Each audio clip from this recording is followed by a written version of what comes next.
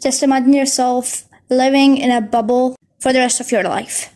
Hard, isn't it? It's just a difficult thing to ask someone, and you must be saying, just no, we can't do it.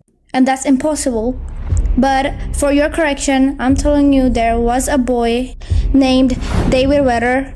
Now this child, right after he was born, was diagnosed with a disease called SCID, which refers to a disease that causes your body to not be so immune to other germs that a normal human being is, making it a difficult path for the boy to live in a normal environment like everyone else.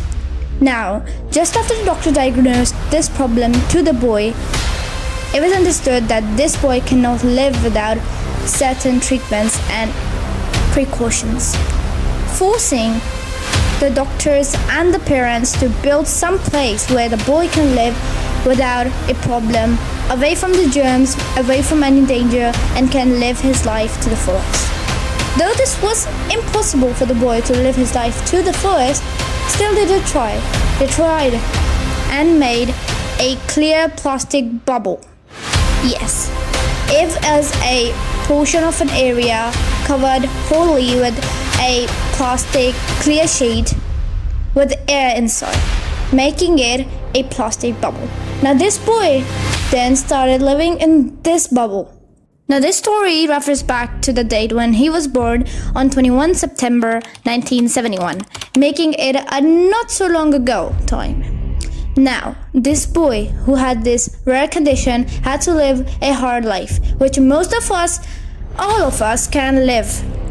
At least not with our own senses. Now, everything was covered. The boy was set inside this area to explore everything, and as you've guessed, it was a small space. So, as the boy was just 3 years old, people started putting food like milk bottles in the bubble and some toys and a nice and decent place to sleep. The child was covered with the bubble and he was surrounded by doctors all the time. Now the doctors always used to wear gloves so that they could just reach into the child just to check up everything. And his food was supposed to be sterilized for some time, almost 4 hours before him touching him.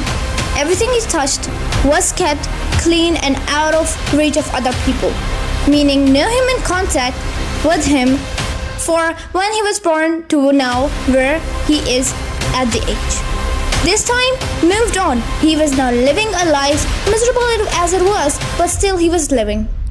It was about as he turned 10 years old that his parents decided to move his place to their house, as it was really inconvenient for them to keep an eye on the child who was now gonna be turning teen in a few years, living in a isolated bubble. So that's what they did.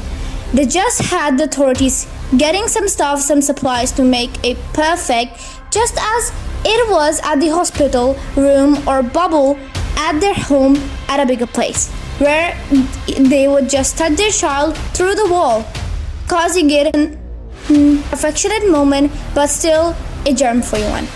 The child sadly passed away at age 12 while living in there, as he was just tired of living an isolated life, which the doctors were aware of. So they tried making a bone marrow transplant into his body, for which the tests confirmed that his sister was a good match. So they did the whole procedure. They did what they could. They transplanted his bone marrow, but sadly the boy passed away at age 12.